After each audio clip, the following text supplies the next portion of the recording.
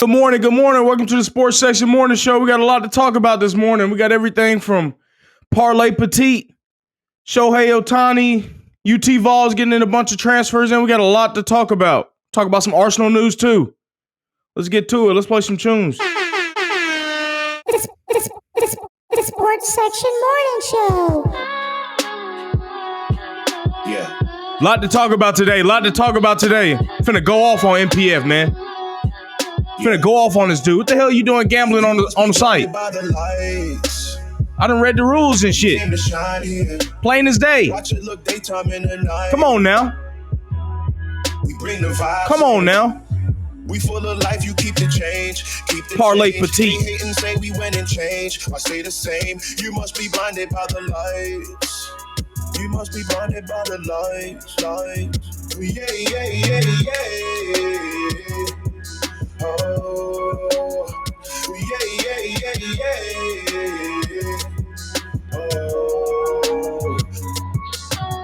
Parlay-Petit, man. Come on, bro. We needed you. Especially for them first 6 games. This shit look tough, boy. We put the Nets up in the lines, now we high.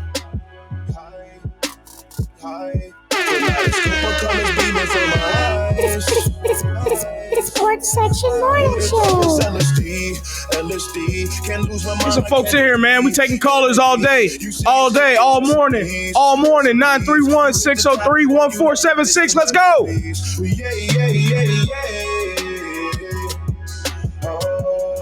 Come on now. Gotta get the vibes right. Go hard to have it is your purpose. We had some faith that who gon' hurt this. I naughty night you lullaby. I'm doing me, it's do or die. You must be blinded by the lights. Man was blinded by the parlays. Ain't nothing worse than what the Coach Cat did, though. The Coach Cat bet on the Jonathan Taylor over. Had to be the Jonathan Taylor over. He got investigated just for hitting that motherfucker. That ain't hit too many times last year, if y'all ain't know. You must be blinded by the lights.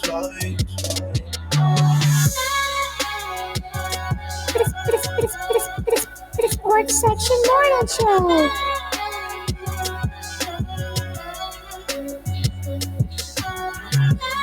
Lot to talk about. We starting off with Parlay-Petit. Parlay-Petit Ferrer, MPF. Titans starting right tackle. Suspended 6 games. Come on, bro.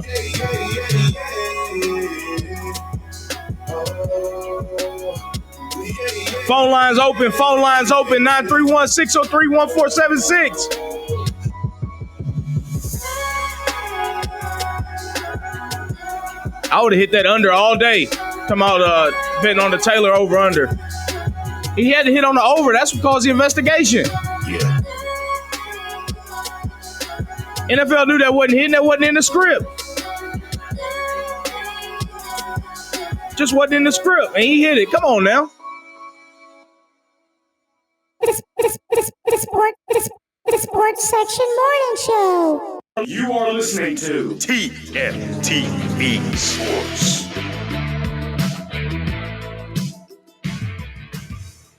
All right. We're here this morning. Welcome to the Sports Section Morning Show. We got a lot to talk about.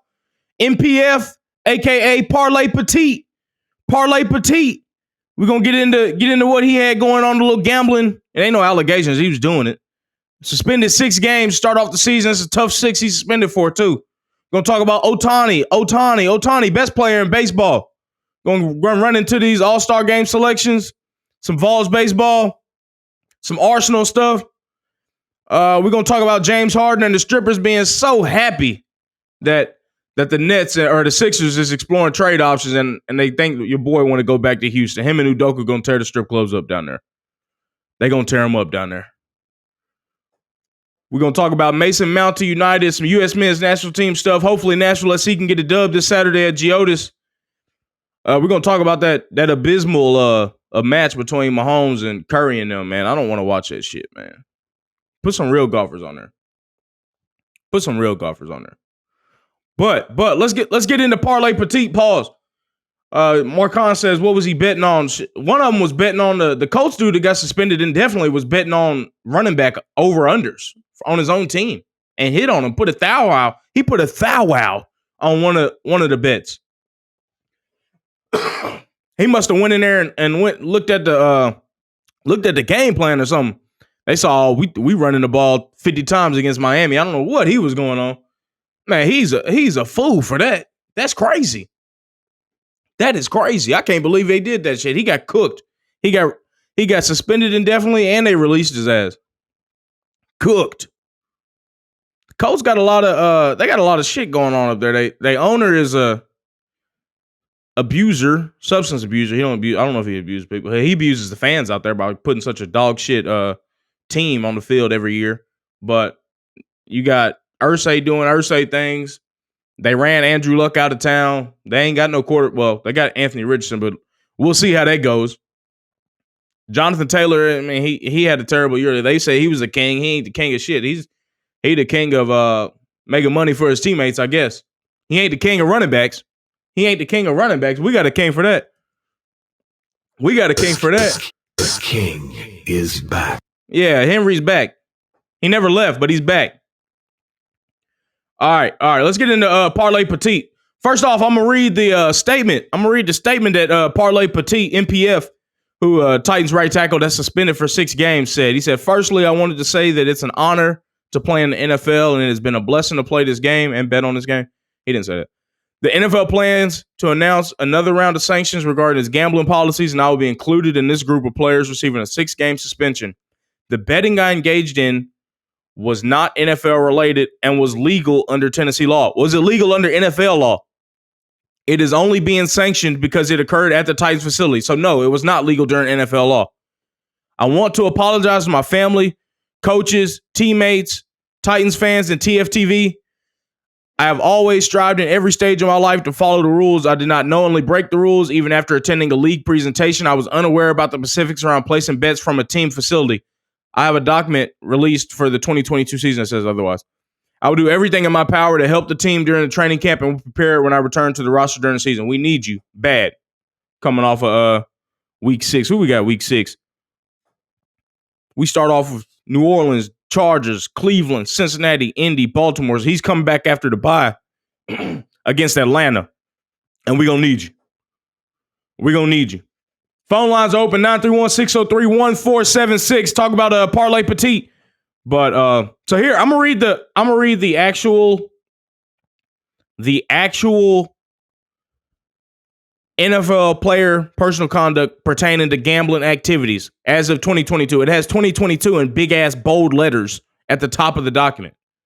NFL personnel are strictly prohibited from participating in or facilitating any form of illegal gambling, whether on sports or otherwise. Sports betting remains illegal in many states. Yada, yada. That's bullshit.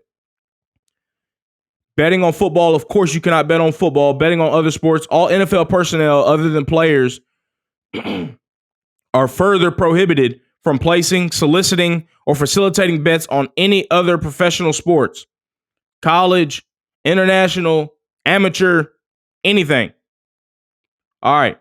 So here's where I guess, dude, I mean, I don't know if he fell asleep in the meeting, if he just chose not to see or hear this part of the presentation. It should have been presented. It's part of the document. Number 7, gambling in the workplace or while working, which means when you're at a facility, when you're on a plane, when you're leaving the practice field, you're in the fucking parking lot. This is what this pertains to. Gambling in the workplace or while working. NFL personnel, that includes you, Parlay-Petit, shall not engage in any form of gambling in any club or league facility or venue, e.g., practice facility, stadium, team hotel, draft, other league or club event. Nothing.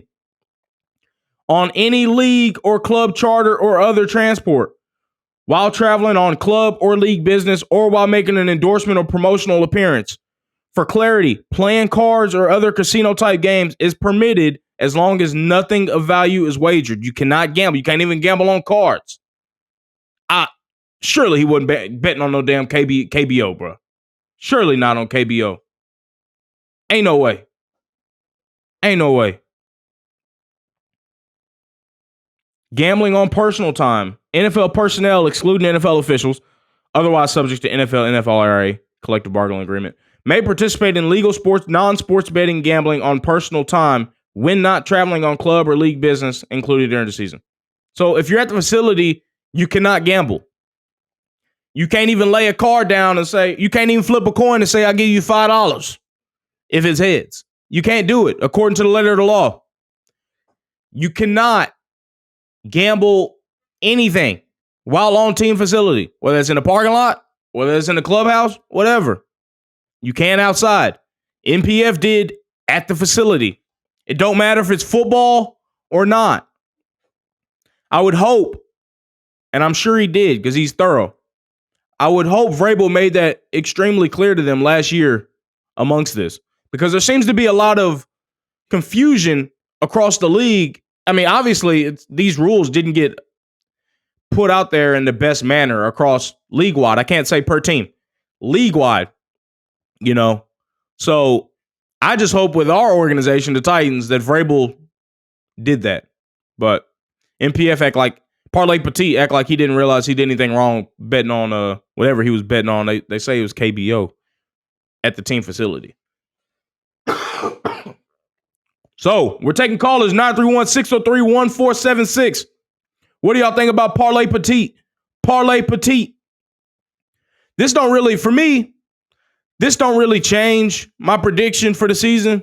I mean, it sucks, but them first 6 games, I wouldn't expect it much anyway.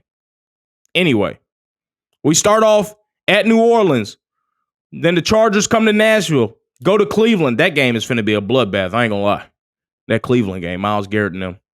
Whew. Cincinnati coming to Nashville. I think we'll get some get back that week. Going to Indy and then Baltimore. Facing Baltimore in London. TFTV will be there. I don't see us going number 3-3 at best. Maybe 4-2. We got a caller. Give us 1 second.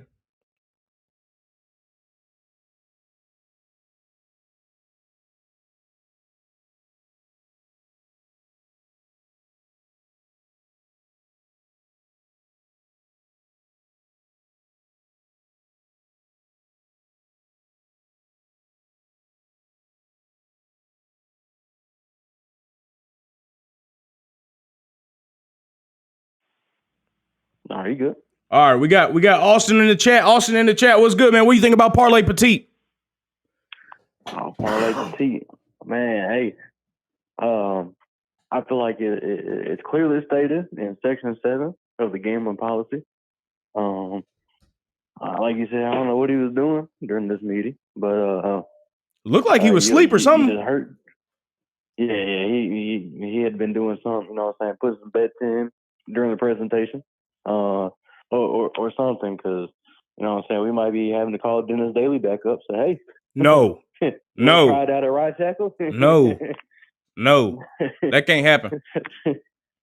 Jalen Duncan? I mean, like, who so, yeah. Right? Let me pull up this depth chart and we'll go through it. For me, Skoronski has to go to right tackle. He has to. He has to. Right tackle. Has to. Has to. I don't know about that one. Dillard is going to left tackle. So Dillard's going to start at left tackle. I guess they had Skoronski. It looked like they had him penciled in at guard. That we need him at tackle now. Yeah, right. But he never played right tackle at Northwestern.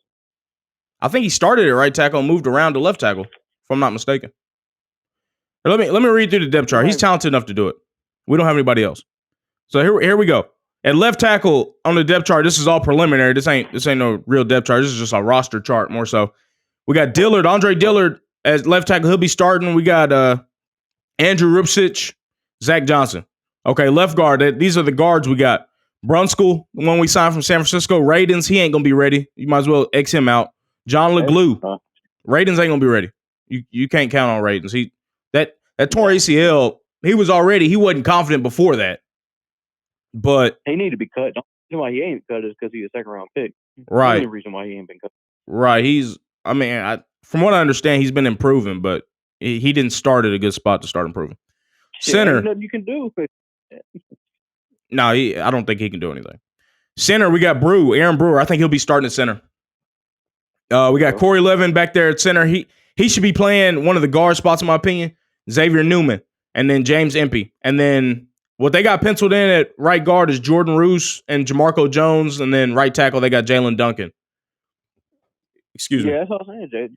Jalen Duncan might get it, even though I really don't want to, because I still think he's a project coming out of Maryland. But, I mean, you'll have to make do. What you got? Either that or go out there and sign somebody for 6 weeks, a proven veteran.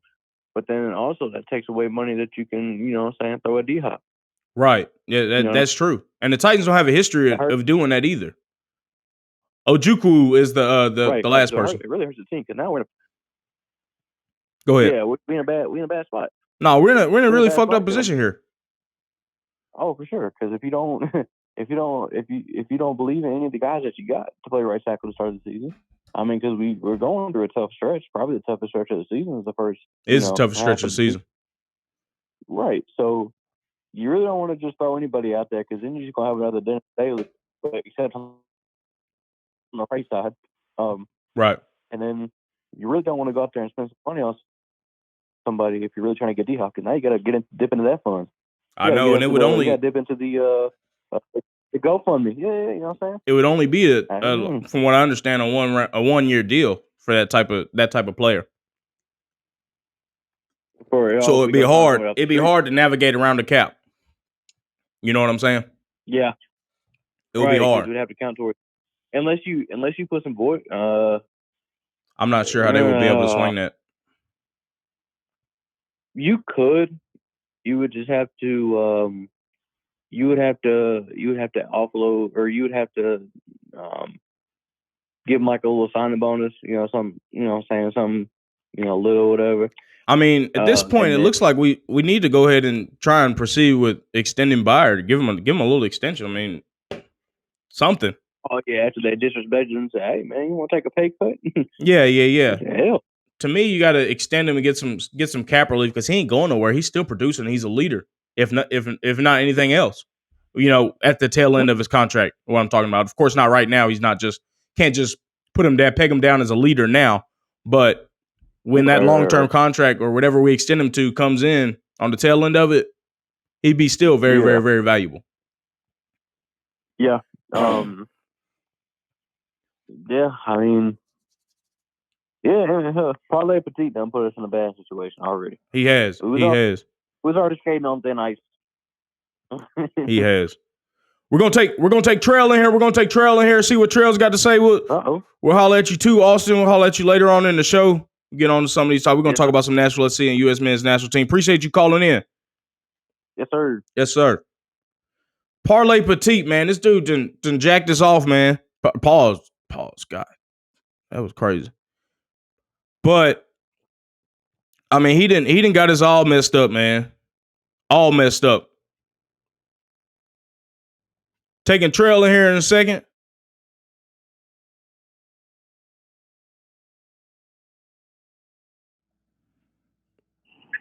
All right, we got my man Trell in here, distinguished member Trell in here. Yeah, that was crazy. My bad, chat. Man, what do you think about Parlay-Petit, bro? Man, I think he need to leave them KBO bets alone, man. I ain't won on them ever. Man, you can't win on the KBO bets. Unless you find a little Ohtani over there. KBO bets, man. Unless you find a little Ohtani over there. But nah, ain't no Ohtani's over there. What's the name over there? They got like Dinos. Dino's been the best team over there, honestly. I don't think he was betting on the Dinos. It's like he was betting on Kissimmee or something over there.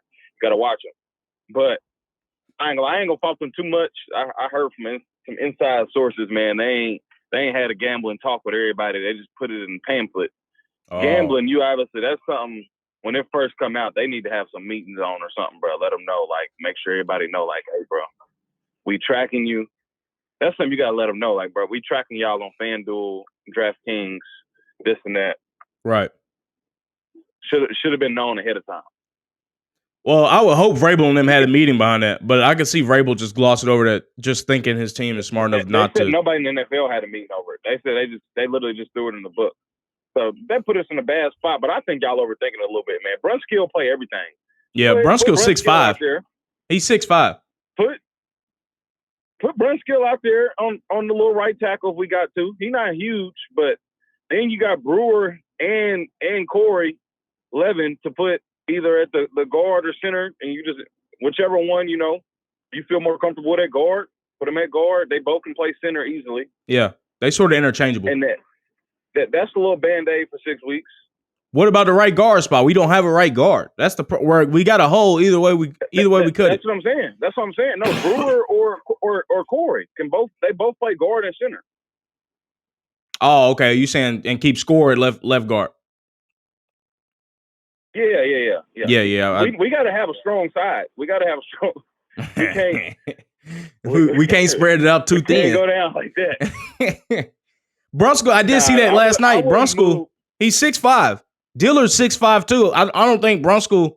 Well, Diller got T-Rex arms too, but I'm not sure about Brunskill's arm length, how that would suffice a tackle. But on the left side, we got a T-Rex. So, I mean, on the right side, it's not that important anyway because Tannehill can see it. Right. The left side is what we need locked down anyway. The right side, bro, we can get away with.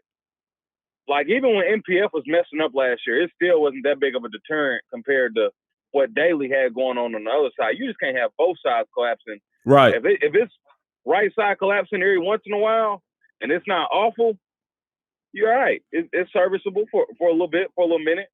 The only thing to help us out is, the Jaguars lost their tackle too. Yeah, They lost their left tackle though. So here's the thing. What do you think about a player getting suspended 2 games less for violating the PED rules versus gambling? How the hell does that work? Yeah, that's a little. They already got that precedent set. I don't understand because didn't D-Hop have to sit out for 8 games? Yeah, D-Hop sat out for 6 or 8 last year. It was quite a bit. Yeah, I'm not understanding a precedent on this PED stuff because is there different type of PEDs that they taking? Was his not as serious? Maybe he just got caught with some deer antler or something. And maybe he got caught with that estrogen. Maybe he was going to that festival. He went to the festival, got some estrogen. Don't never know. That nigga titty sore. But I don't understand it. It doesn't make sense how one can get for gambling to get 2 games more, and he's gambling on KBO and shit, versus somebody blatantly cheating using performance enhancing drugs. Hey man, I get the gambling though. I get you can't be gambling on the premises. No, can't be gambling because that obviously you see homeboy took advantage. He now he betting on the game, playing hey, Taylor's gonna get 30 carries today. Hey, bro. Let's go ahead. Let me go ahead and lock in a little band on the over. Hey, bro. Like I said in the beginning of the show, that was a red flag to begin with because Taylor ain't hit an over all last year. Nah, he didn't. The one game he did, man. Dude threw a thou wow on it. He threw a thou wow on it on the Taylor over the one game of the year. Man, he got to get cooked for that. Yeah, you got to get cooked. You got to put him on the skillet. Yeah, that's insane. I had to put him on the skillet for that one. That's insane. I get it though. Some of that PED stuff just be he might have bought the wrong creatine or something. If it's something like that, I understand. If he got any type of antibiotics, any type of thing that make you want to commit domestic violence, you need to go ahead and you got to sit down. Anything affect your hormones like that, man, you need to go and get on out of here for maybe a year or so. Oh, a year is a little excessive now. Literally, I say he don't need to be getting suspended less than the dude to get caught for gambling on not even NFL stuff. That's all I'm saying. So Cam Robinson should have been out of there for at least 6 games. 6, I wouldn't even be raising a little hell about. I probably would have gave. I think 8 is good for the PEDs. 8 is straight. A nice little half season. Yeah. You fucked up. We got to at least let that shit wear off. You too strong right now. We need to sit you out the gym for 2 weeks too. Yeah, yeah. They got to put him on a gym ban. Yeah, don't even do no push-ups at the house. No pull-ups, no push-ups. Let them little PEDs wear off before you go ahead and doing anything. You need to sit at the house and play Call of Duty for 2 weeks. Man, What else we got, man? So does this change your prediction or anything for the first 6 games? That's our tough stretch anyway. We start off with LA, then we go to, we start off with New Orleans, and LA comes to Nashville, the Chargers, then Cleveland, which is gonna be tough, boy. It's gonna be tough. I still think we beat the Saints. No. I think we beat the Saints too, for sure. And I think we beat the Browns. Ain't no way we beat the Browns, move bro. around the games that we win a little bit, and I'm just go to teams that don't really got a good D-line. Browns got homeboy, but they got Myles Garrett, but they really don't got nobody else on their line right now. Wait, never mind. They signed somebody, didn't they? They got somebody too. Yeah, I forget their name. They got Zaire. Yeah, Smith. It's ugly. Zadarius Smith. Yeah, never mind. Count that as a loss too. We going 1-5, dog. 1-5 in the first 6. You don't think we beat Indy? That's pushing it. It's at Indy. It's at Indy though. Might be 2-4. But what did I have? I think I damn near had us 4-2 coming out this stretch. Honestly, I think you was pretty optimistic about it. You might have had us beating the Chargers. Nah, I ain't go that crazy now. Oh, you had us beating Baltimore. You had us beating Baltimore in London. Yeah, that's a done deal. Yeah. Yeah. So 3-3. Yeah, I had us as 3-3. It might be more like a 2-4. Yeah. So you still come back from that. I had us at 4-2, beating New Orleans, beating Cincinnati. We're gonna still, we still won every year. We're gonna still won against Cincinnati, Indy, and Baltimore. We'll be 4-2 going into the bye, going into the easy stretch of the season.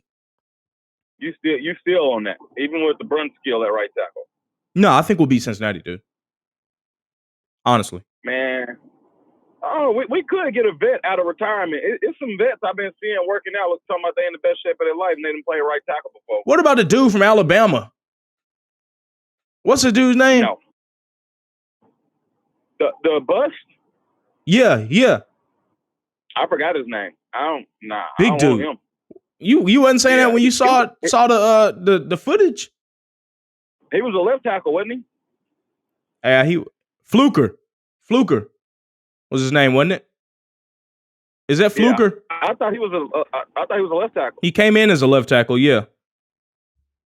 But Dillard played all over, but I wouldn't bring him in to play left tackle and then put Dillard back over at left tackle after 6 games. I don't even want to sign nobody. I'd rather go in. Don't Roos play tackle too?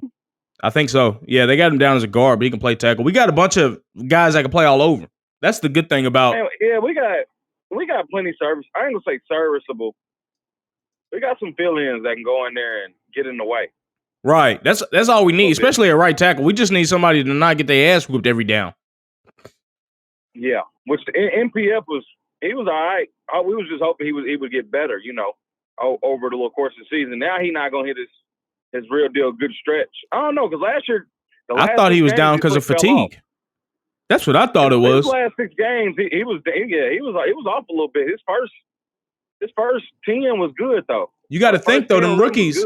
You got to think them rookies that's coming in is they don't have no time off from the beginning or the end of their college season all the way up until the end of the NFL season. They don't hardly have no time off. So their legs is gone by week 12.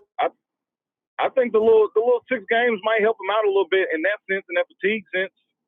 The fatigue shouldn't be a problem year 2, but I think it's gonna hinder more than anything because he ain't gonna have a full season, like a real full season where he's in shape played until year 3. Yeah, that's a problem. Hopefully we just not really. Man, dude, you're a tackle, dude. You need to be ready. We'll see how he come out. I mean, if he come out ready, then we good. But people like Taylor Lewan, he one of them people. He'd come in and he wouldn't be ready for real until like week 3, week 4. What year? Of playing. What year? He'd be ready by. What year? Not one of these later ones. Nah, he was never ready. Week 4, he usually started turning around a little bit. Yeah, I agree. He'd get his ass whooped the first week or 2. Yeah, but that's just getting acclimated to being back at game speed, which MPF, I don't know, man. We'll see. It's tough coming in after 6 weeks of not doing shit for real. No, for sure. The good thing is though, is that he can still play in preseason and all that too, though. So he can go through all the preseason, playing the preseason games. He can go through all the training camp and all the practice. He just literally can't play those 6 weeks. I don't think he can practice either. I think he's like that. He can't practice or play those 6 weeks. can't practice either. That's tough. Yeah, well, don't quote me on the not practicing part. I don't think he can. I mean, I'm assuming you're suspended. You can't be in the building at all. We can't put our boy on the scout team. That would be nice. Austin says Taylor Wan look like a receiver now, man. He looked like a podcaster. He don't look like a fucking football player. He wasn't one the last year or two before he left, to be honest. He hindered us more than anything. It was the year before that, he was all right. No, bro, that contract wasn't all right. Nah. No, that's what I'm talking about. He talking about he'll still play for 10+ million. Boy, get the fuck out of here. Ain't nobody paying that. Ain't nobody paying him that shit. Especially when they see him and he looks like he's ain't lifted a weight. The only thing he's been lifting is a microphone. Nah, bro, podcasting pays too much money for that, bro. No, for sure. I'm not knocking him. I'm just saying he don't need to be playing football. Nah. I wouldn't either though. Hell, podcast pay that much money. I'm not gonna go get no concussion and I can go here and call half the league, all the cool niggas in the league to come drink with me and right. Make some content. Yeah, that's true. I don't blame him. I wouldn't want him back, and I don't think he should want to come back unless he absolutely does it for the love of the game. But come on now. Come on now. We'll take a step with open arms, but if you want to come back out, we'll take you. He's been real quiet. I don't think anybody signed him. But I always figured he would retire. Ben is on the forum somewhere, but he's not. He might have went ahead and retired and just didn't tell nobody. No, I think he basically did, it seems like. But that wouldn't be a bad shout to bring him back just for some depth, interior, O-line. But if we do that, then socks off on the forum. Just come on out here, man. Put on them cleats for 6 more weeks. That wouldn't be a bad idea. That actually wouldn't be a bad idea. I could see. So if we were to theoretically bring him back for that first half of the year, and I don't think it would be for the first half of the year. It would be for the year, but he would be able to fill in across, for center, and that would allow Brew. But that gets us in the same predicament as last year with Brew playing guard. We need him at center. Yeah, I mean it's the same problem. Either way, you move him to guard again. We still have the same problem. Honestly, we'd be better off just keeping Levin and Brewer, maybe putting Levin at guard. I think Levin's a little bit bigger. No, I think Brewer's put on some weight this year, they say, but I feel like Levin's still bigger though. Pause. Yeah, that's crazy. I'm gonna go ahead and hop off on that one, dog. I'm gonna head into work. All right, bro. All right, dog. All right.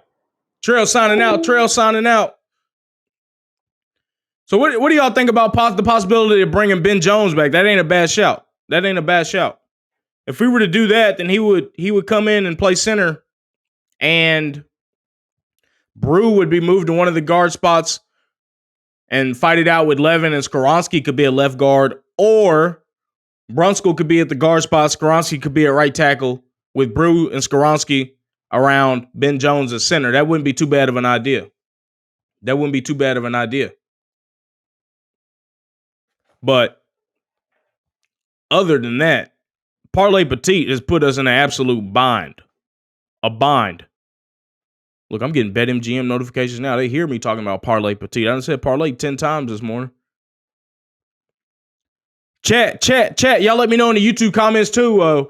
Where do y'all think our record to be after these first 6 games in New Orleans, Chargers, Cleveland, Cincinnati, Indy, and Baltimore? First 6 games without Nicholas Petit-Frere. MPF suspended 6 games for gambling. Y'all let me know. Y'all let me know in the chat and comments. And y'all make sure to subscribe,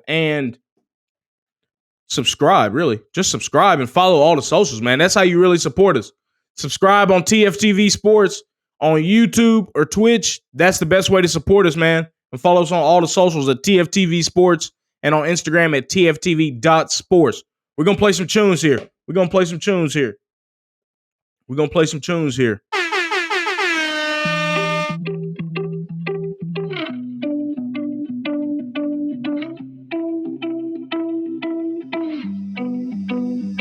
She said that she hate me, I hate me too. I can always tell when you're lying, girl, you're see-through. All these miles away, yeah, I just wanna see you. Baby, give me good faith, she hit me like seafood. Remember when I saw you, hi, it's nice to meet you. Know my old girl salty, she just wanna be you. I'm a dog, no Monties, I don't wanna leave you. Once you're right here, I just don't wanna mistreat you, no.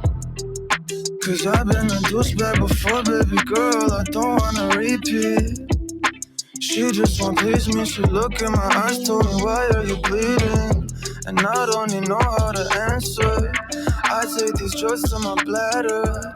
She says she noticed a pattern. She say I look gorgeous. I tell her I'm flattered, but I hate my reflection. When I look at you, all I see is perfection.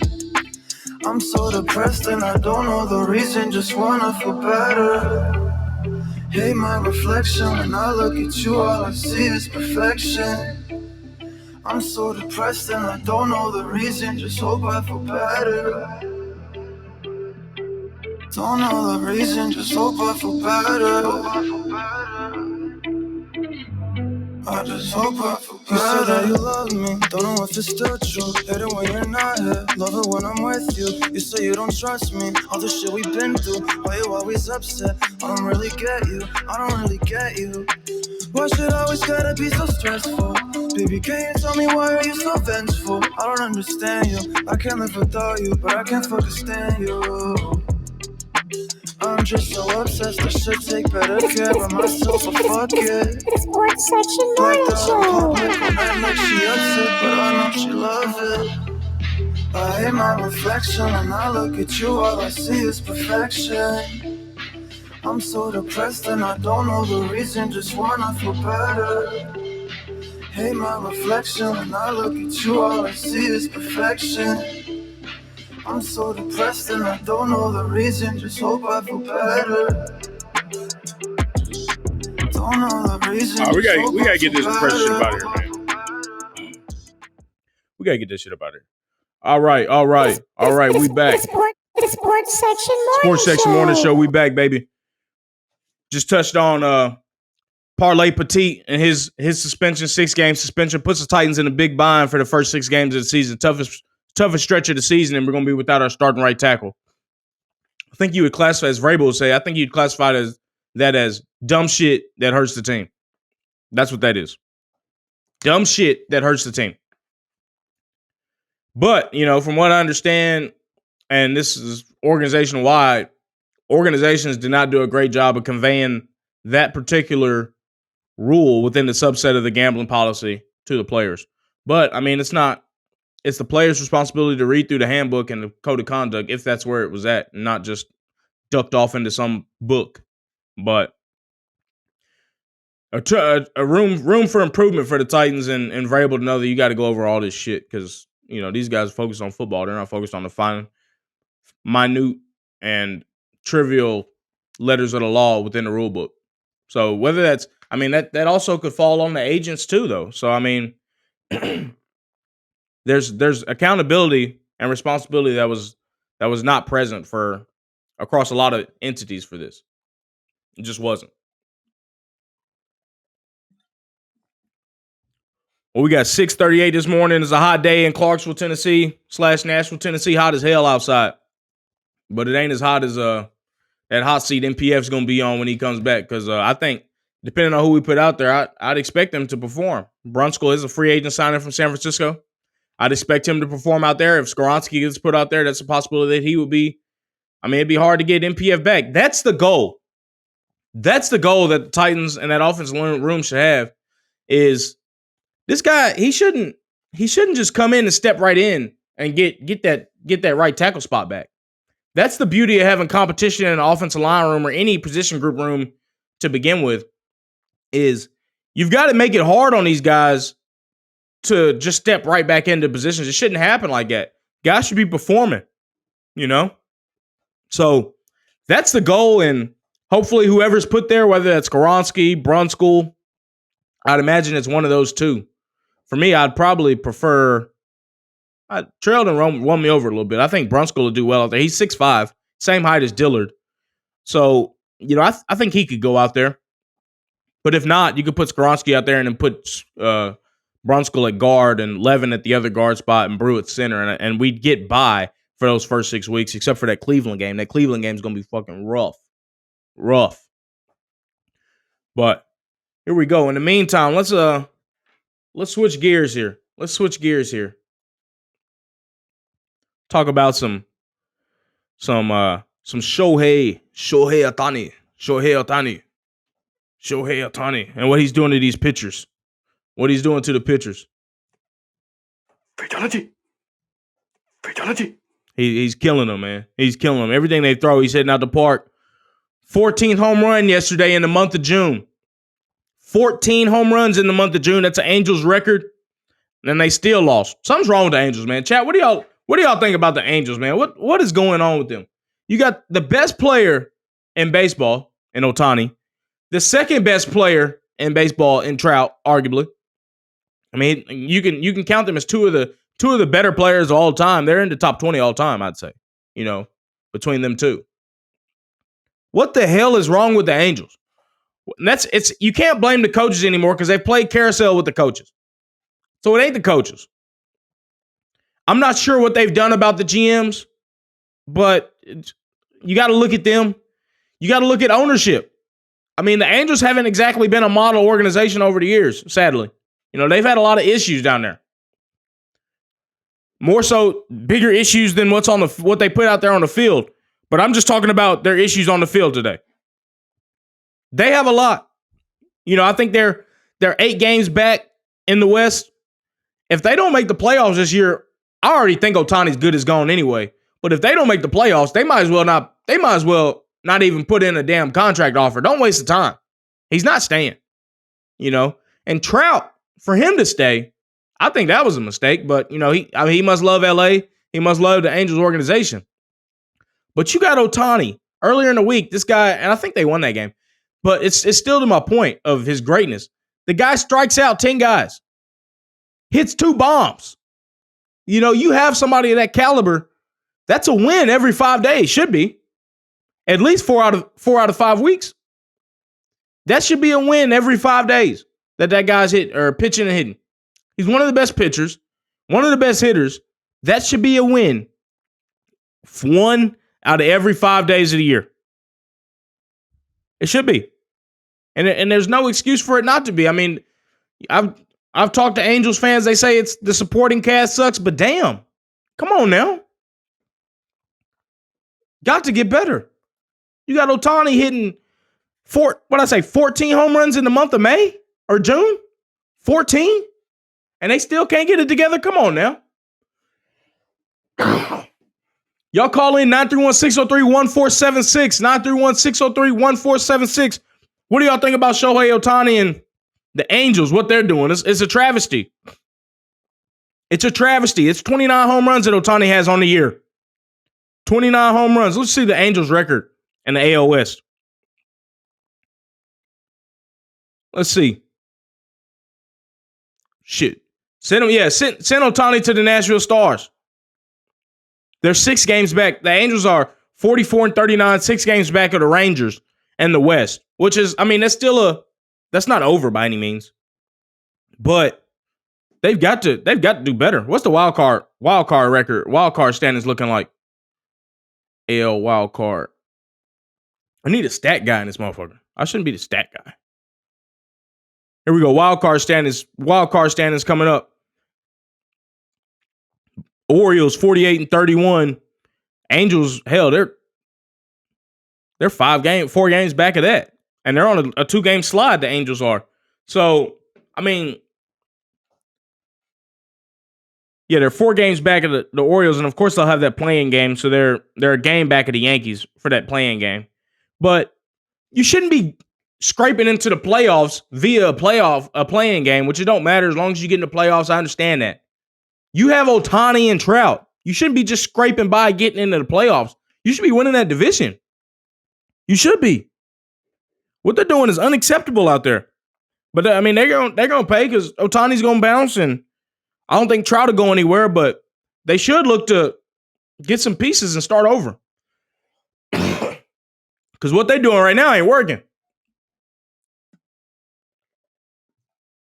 What they're doing now is not working. Let me see if I'm gonna try and get an Angels caller in here real quick. I'm gonna try and get an Angels caller in here real quick. Let me see. Diehard Angels fan. He goes to games and shit all the time. Let me see if I get him in. Y'all bear with me. Closer, closer, closer. A little closer, closer from the last one.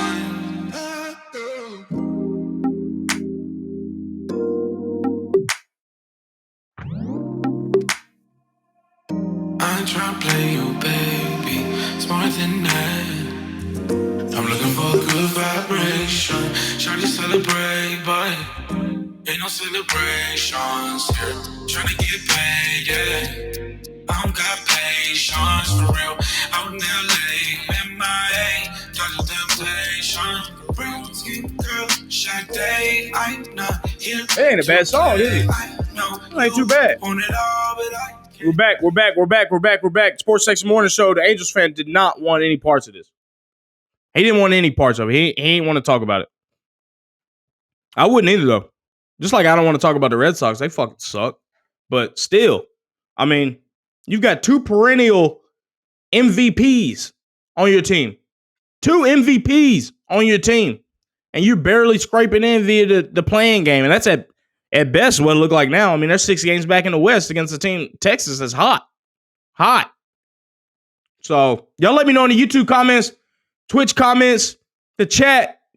Y'all let me know what y'all think about the Angels and the predicament they're in with Ohtani and Trout not being able to get it done, man. It's sad. It's a sad day to be an Angels fan. Honestly, it's sad. We'll get into the All-Star. Let's get into the All-Star game, July 11th, MLB All-Star game. They've released the starters. They've released the starters for the All-Star game. We're going to start off reading the AL team. And once again, this is July 11th. At catcher, we got Jonah Heim from Texas. First base, Yandy Diaz from Tampa Bay.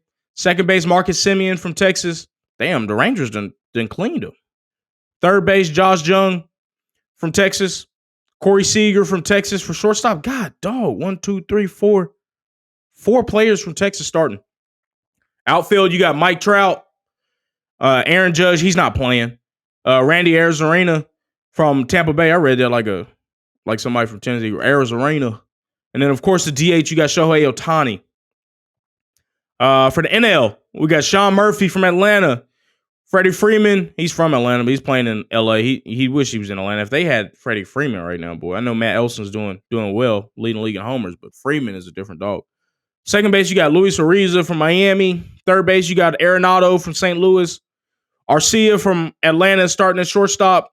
My boy Ronald Acuna starting in outfield from the Braves. Corbin Carroll from Arizona. Good young talent that is. Starting in outfield. And Mookie from Nashville, Tennessee. Mookie Betts from the LA Dodgers. Starting at outfield. And JD Martinez starting at DH. So from that, I'm looking at this NL team. I'm like, they should do something against the AL team just off the top of my head. Looks like they should be able to. Yeah, Justin, you make a good point on Trout and Ohtani's leadership or lack thereof. You know, I can't expect too much from Ohtani because he's still. I mean, how many years has he been in the Angels? What, 3 years? I mean, it's about time now. He should be stepping up as a leader, but he might see that he's got one foot out the door and said he's done. But Trout, on the other hand, I mean that you can lead a baseball team, and what they have in the Angels is I don't know what's going on, but the thing is, leadership doesn't start with the players, though. I mean, it starts with the players on a level of the team, but that leadership problem in LA to me is upper leadership, upper management, ownership. That's where I think the leadership problem for the Angels lies. I don't think it lies with Trout. I mean, yeah, he could probably do better. Or he might be doing the best that he can. But I don't know if that's necessarily a Trout problem. Here, I'm about to read off the home run derby participants too. We got Vladdy Jr. Vladdy Jr. is going to be in it. I think Mookie Betts also said that he will be in it. Let's see if we can get who all's in it, because it's been all over.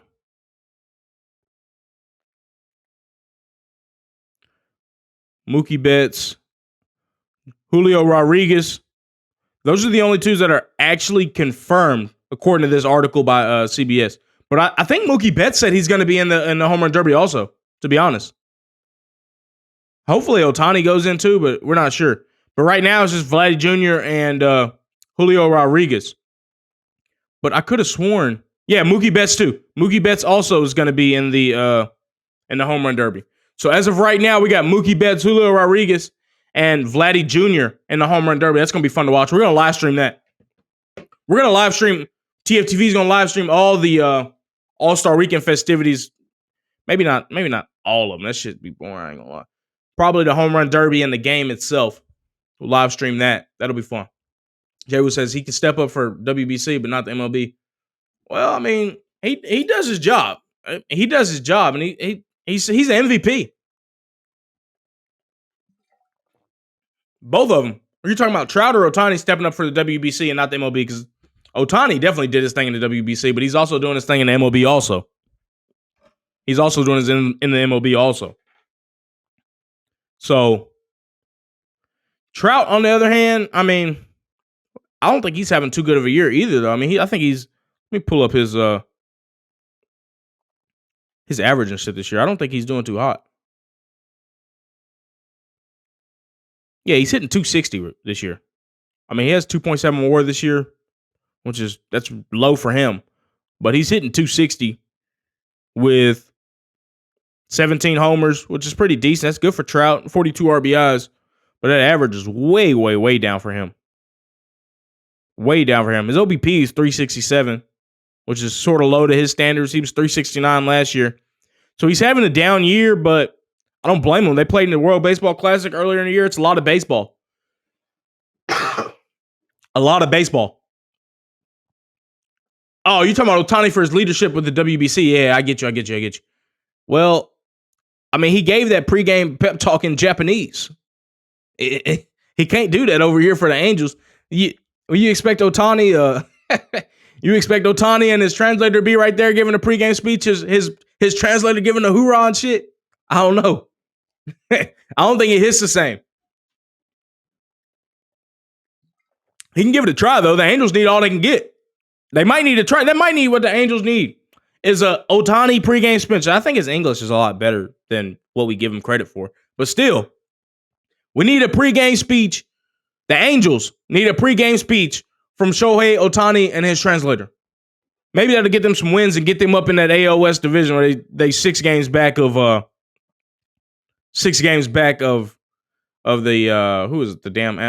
the Rangers, who are red hot. 6 games back of the Rangers. We need a Shohei Ohtani translator speech. That should hit. I ain't gonna lie, that should hit. That might actually work for them. They need some help.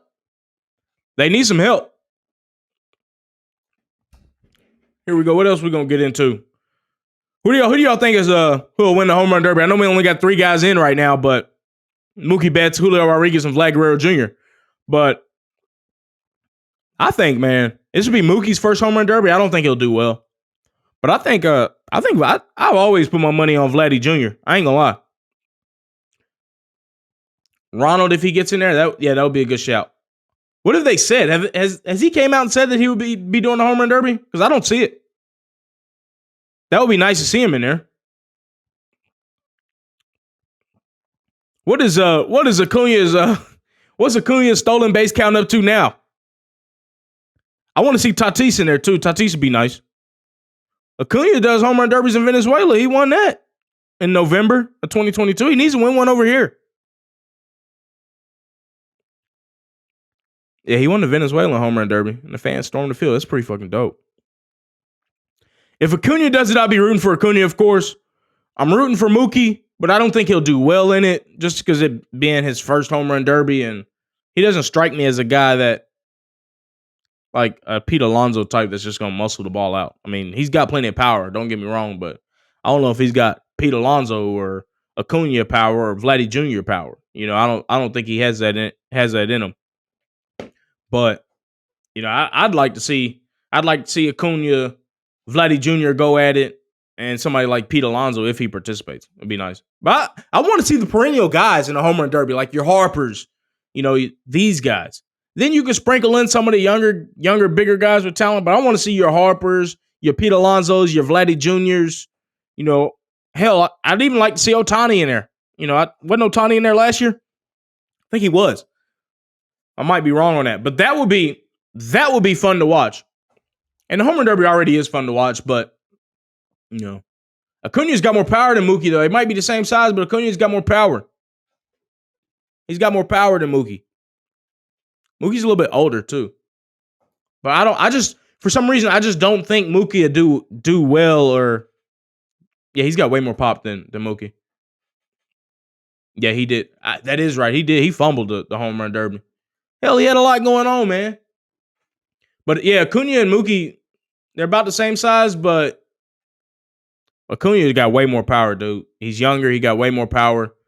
He's more of a, Mookie really doesn't elevate the ball like that, like Acuna does either. But of course, that's game specific. That can change in the home run derby. But for me, I don't think Mookie would do that well in the home run derby. I might be entirely wrong. I might come on this show after that Monday, and the motherfucker didn't hit 50 home runs, but I just don't see it.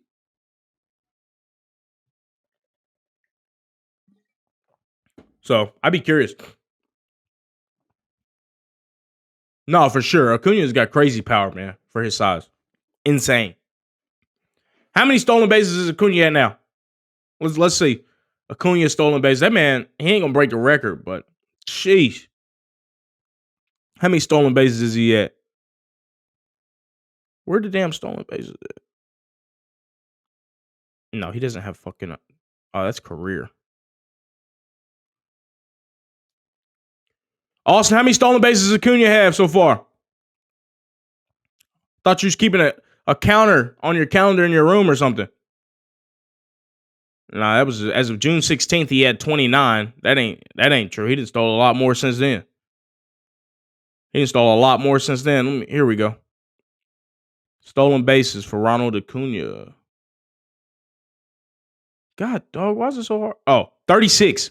36 stolen bases for Ronald Acuna so far this year. I told you, Austin, he'll get 80. He'll get up to 80. I mean, we got a week and some change, almost 2 weeks before the All-Star break, or probably about a week, a good week before the All-Star game. I think he'll get to 80 by the end of the year, and that'll be absolutely insane. 40 home runs, 80 stolen bases is insane. Insane. 40-40 is already a outlier-ish year. That's only happened a couple times. Canseco, Bonds, and them cats. If he gets 40-80, that has to go down as one of the and he's hitting for a good average. That has to go down as one of the NL MVP for sure. That's you can take that to the bank right now. But that has to go down as one of the best seasons as a hitter that you can have. Thoughts on my cousin Ella De La Cruz? Yeah, man, that's we some kin. But dude, man, he's what solidifies and embodies what making baseball fun is for the average person. Somebody that's a baseball fanatic and that really, really knows the game like baseball, they already love Ellie De La Cruz. They see that from a mile away. But Ellie De La Cruz is the type of player that puts the average guy, the average fans back into the stands. That's what he's doing. And since he's Dominican, he's from DR. That's what he's doing in Cincinnati. This is since the days of Griffey, way back when. And even then, they was empty. I have not seen Great American Ballpark that full on a consistent basis as I'm seeing with Ellie De La Cruz. This guy's beating out choppers. He's beating out choppers at third base. The guy's a track star. He's a track star. And I think I touched on this last week, but I'll hit on it again. What else makes baseball fun, and this is not just to the average fans, but even to the average fans, this really makes baseball fun. But baseball's return to bigger shortstops. I was talking with my barber a couple nights ago about this.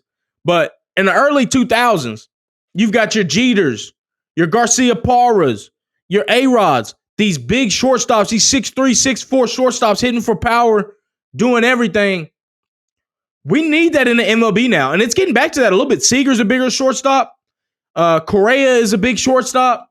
Ellie De La Cruz is fucking 6'5", big shortstop. The best athletes on the field need to be playing shortstop. Any other, either shortstop or center field, any other sport, the best athletes are playing these premier positions except baseball, and I don't understand why. And athletes is all relative. That's a loaded term to use. But when I said he's he was a bigger shortstop. Jeter ain't hit for nothing. He got beat on fastballs for a career. Jeter ain't hit for no power. But the bigger shortstops, as in stature, with you got like your Ellie De La Cruz's, he might not necessarily hit for power like a Correa does, but he's a bigger body shortstop carrying or covering so much ground in the infield like that. You need that. That's what brings players out to or fans out to the ballpark, is seeing these big, rangy shortstops just come out here making fucking plays. Coming up here hitting for power or beating out ground balls at third base. That is what fans love to see, you know? So, Ellie De La Cruz, man, he's special. I can't wait to see how far he goes with it, to be honest. But what he's doing in Cincinnati is absolutely amazing. I want to see them go as far as they can for the NL. I'm definitely rooting for them at this moment until Nashville Stars go to the NL Central. You know, hopefully. Then I won't be rooting for them. But in that case, if the Nashville Stars get an expansion team and go to NL Central, then we'll see Ellie De La Cruz in Nashville all the time. And that wouldn't be a bad idea. But yeah, you make a good point about Derek Jeter playing at a Little League field for his whole life. Yeah, the porch in right field at Yankee Stadium was like 298. This dude got beat off fastballs and made a career out of it. He was late all the time, got beat on fastballs, get jam shots, made a career out of jam shots 3,000 times. It's my Derek Jeter agenda. Get him out of here. I can't even like it. Yeah, De La Cruz beat out a chopper to first base too. He needs to just go ahead and beat the chopper out to the pitcher next. Or lay a bunt down right next to the catcher, see if he can beat that out. Dude's special, man. He's special. He is special. And the Reds have struck gold with him, to be honest.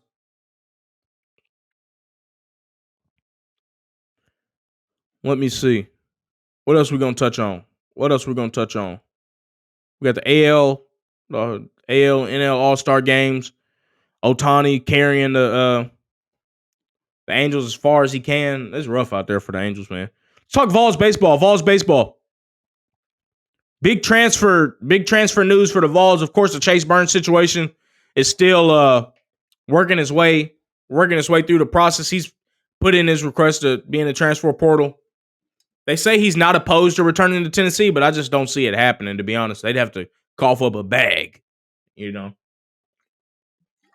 They'd have to cough up a bag to get him back. But they've already got a pitcher from Wichita State. I'm not going to say that he's a replacement for Chase Burns by any means, but he's a relief pitcher. Nate Snead's coming in from Wichita State. Pretty solid pitcher from what I read. You say he's full of potential. Last year pitched 42 2/3 innings, 53 strikeouts, good strikeout rate there, and only gave up 18 runs for a 3.16 ERA. So not bad. That's according to Alfred Esmond. Not bad, and it's a good arm that Tennessee will be getting. Say he has a high 90s to 100-mile-per-hour fastball, 6'2". So a bigger pitcher, big, powerful pitcher that's going to hum it in there. He's never pitched more than 3 innings in any of his appearances, so he's a bona fide relief guy. But you can't never have enough arms in the bullpen. So they lost the utility player Logan Chambers. He put in requests to go in the transfer portal. He's entered the transfer portal. Ain't no putting in a request. So I mean that would be a decent loss. But he's a utility guy. He wasn't hitting them but like 270 if I'm not mistaken. 220. He was hitting 220 last year. Of course, it's a lot harder doing it as a utility guy because your at bats are more spotty. But I mean that's replaceable. The big news for Tennessee. I wish my boy Jay West was in here. The big news for Tennessee is getting Cannon Peebles. Cannon Peebles, a catcher transfer from North Carolina State. He was all ACC as a freshman. I mean, the guy rakes. Switch hitting catcher. Hit 352, 12 home runs, 50 RBIs in 39 games. That's the catcher. Yeah, Cal Stark is over with for Cal Stark. Cannon Peebles. Hello, Cannon Peebles. All ACC freshman. Man hit 352. 352. 12 homers as a catcher. You shouldn't be getting output like that from a catcher. Shouldn't be happening. But Tennessee has it in Cannon Peebles. Y'all let me know in the comments what y'all think about Cannon Peebles. Chat, what do y'all think about Cannon Peebles? Looks like he's going to be an absolute stud for Tennessee from Ashland, Virginia. That's exactly what they needed there. They also got AJ Causey from Jacksonville State. Really good arm from Jacksonville State from everything that I see. But I'm more excited about the Cannon Peebles transfer, and I think he's going to do extremely well taking over from Cal Stark. Yeah, Cal Stark hit sub 200, close to 200. That's unacceptable. I mean, I understand as a catcher, but hitting 200, you can't do that. Can't win like that. But now you got a guy that hit 358 in the ACC, or was it the A? Yeah, the ACC as a freshman. 352 as a freshman with 12 homers. 12 homers in 39 games. That's not bad. Yeah, I did hear about that. Manny Ramirez's son committing to Tennessee. That's a good pickup too. He's Manny Ramirez Jr., ain't he? Let me look him up. I think it's Manny Ramirez Jr. Let me look him up. Manny Ramirez Jr., Tennessee. Luca Ramirez. Yeah, class of 2024. Luca Ramirez. Man, if he's half the hitter that Manny is, man, you can't beat that.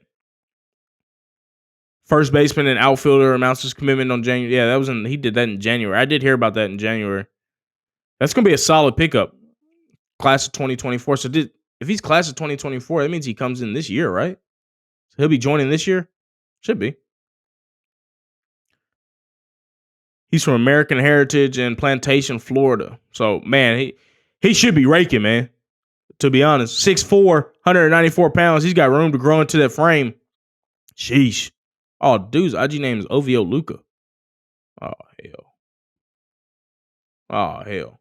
So, yeah, but he should still, if he can hit half as good as his daddy, man, that'll help Tennessee get another big bat that they need. But he's a freshman too, though, so we'll see how it goes. But I'm more excited about Cannon Peebles at catch and pickup. Who's locked in with Hitter Man? Ramirez's son is? If you lock in with Hitter Man, with Teacher Man 1986 on Twitter, the hitting guru, if you locked in with him, you're going to be smacking. Look what happened to Judge. Judge gets with him, one of the best hitters in baseball. See, I didn't know he was with Teacher Man. Teacher Man's that guy. Shout out to Teacher Man 1986. I've been following him for years on Twitter. Damn, I didn't know that. That's what's up. Oh, yeah, he can hit them. He can hit them if he's been working with Teacher Man since he was a kid, for sure. He can rake. That's a good sign. No, I'm really excited about Tennessee baseball this coming season, too. I'm excited about Tennessee football, too. You know, both of them, football and baseball. Cannot wait to see where both teams go, but I think baseball is going to be, I think they're going to do some damage. Even if they lose Chase Burns, if they get Chase Burns back, that'll be excellent. Don't get me wrong, that'll be amazing. But even if they lose him, I think they'll be really, really good. Because there's not a shortage of arms there. Vitello knows how to get some arms on the squad. I mean, he's already got the two guys, the guy from Wichita State and the guy from Jacksonville State. Granted, they're relief guys, but you need a strong bullpen, as you can see. A bullpen will take you a long way in Omaha, to be honest. It will. Will take you a long way. Shout out to the viewers for the Sports Section Morning Show. We appreciate y'all joining and commenting with us. Make sure y'all subscribe to us on YouTube and Twitch, TFTV Sports. Follow us on socials at TFTV Sports and on Instagram at TFTV.sports. We've had a lot to talk about so far. We talked about Parlay-Petit Ferrer, Parlay-Petit. MPF Titans right tackle getting suspended 6 games for gambling. They say he was gambling on KBO. That should have been a suspension in his own. Just touched on Vols baseball. Got Cannon Peebles, big time hitting catcher, all ACC freshman catcher, hit for a 352 with 12 homers. Big bat the Tennessee Vols will be adding. Oh, Twitch got 5 ads in a row yet. Man, Twitch out of control, ain't it? But that's why you can listen on Facebook, YouTube, Twitch, Twitter. You can listen to us all there. TFTV Sports Section Morning Show is live this morning. Let's hit on next. Let's talk about James Harden, man. James Harden's opted in for the 76ers for $35.6 million. That's a lot of money. A lot of money, boy. Sixers are exploring a trade according to Woj. So supposedly this man, James Harden, has been still working out at the Houston facility, you know, in the offseason and such since he's left sparingly. If Houston gets, they already have Udoka, who we all know about Ime Udoka, what he didn't done, man, and he done went to Houston. That might not have been the best career choice for him, personally. But if Harden goes back down there, man, them exotic dancers down there in Houston finna get paid, boy. They finna get paid between Udoka and Harden. Them boys finna get their jerseys re-retired in the rafters of the exotic dancing clubs in Houston. I wish my boy Trell was on. He know exactly what the club is where they be retiring the jerseys. Harden and Udoka will have their jerseys retired. Porter Jr. too. Yeah. No, them exotic dancers down there in Houston are happy right now, to say the least. You got them caliber. Just think if my boy went down there. Just think if my boy went down there. Zion. If they got Zion in Houston, we need Zion in Houston just for that. Just for that. We got to see Zion in Houston. So, man, them strippers might start opening up their own strip club. They might branch off. They might form a union down there fucking with Zion, Harden, Udoka, and Porter Jr. Them strippers gonna unionize down there in Houston. I don't blame them. They finna be making that paper now. Gotta have Zion down there. Oh yeah. And I did see that, man. Chat talking about Mariah Mills and her test that came back positive. I don't believe that one bit, bro. I don't believe that one bit. That's for clout. She got the man's name tattooed on her face. She bought, I don't know if she did this, but I'm assuming. She bought a pregnancy test. Who are you talking about? Who is who? You know who Mariah Mills is. Quit playing. She bought a pregnancy test and, well, apparently she took it. I'm just saying from her perspective. She took it and it was positive. I think that's cap. That's 100% cap. I think, like my boy Austin said in the chat, I think she bought it off a prankster website with a positive test, took it and said it's Zion baby. Ain't no way that's Zion baby though. Ain't no way. If he did, that's a bigger bag fumble than Ja. I can't lie. He gets knocked down below Ja if he did that. If Zion did what I think he did, man, he way lower. He way lower. I'm more disappointed in him than I am in Ja. I ain't gonna lie. That is unheard of. Well, it's not unheard of because them NBA cats do it all. Paul George did it. Them NBA cats do that shit all the time. But hell, Drake did it too. Why are they knocking up P-Star? I can't even say it. P-Stars. Why are they doing it? That's what I'm saying. Yeah, Drizzy did it too. Come on now. Yeah, a corn star pregnant is absolutely insane, bro. It's insane. Zion cannot be doing that, man. Come on, Zion. Get your head in the game. Come on, man. She tattooing her name on her face. You got her banned off Twitter. Adam Silver had to pull that plug on her on Twitter. She went to Instagram with the shenanigans.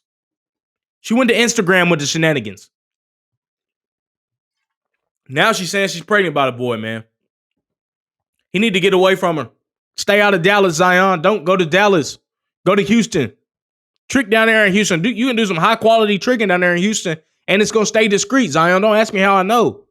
Of course, I'm not on your level of tricking, but you can do some high level, high quality tricking in Houston, and it will be discreet. It will be discreet. You ain't gonna be on social media with it unless you get your jersey retired. You ain't gonna be on social media with it and all that.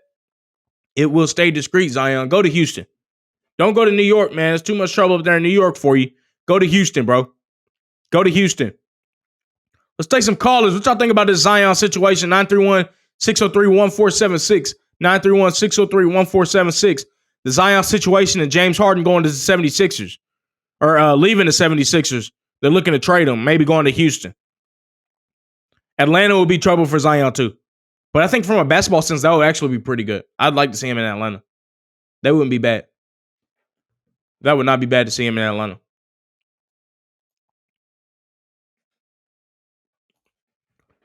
Let me see. Zion to Atlanta wouldn't be bad. Zion to Houston. They be throwing, man. If he was in Houston, they'd be a problem down there. I ain't gonna lie. They don't need Harden down there if they get Zion, of course. They don't need it. We got a caller in. It was 1 second. Bear with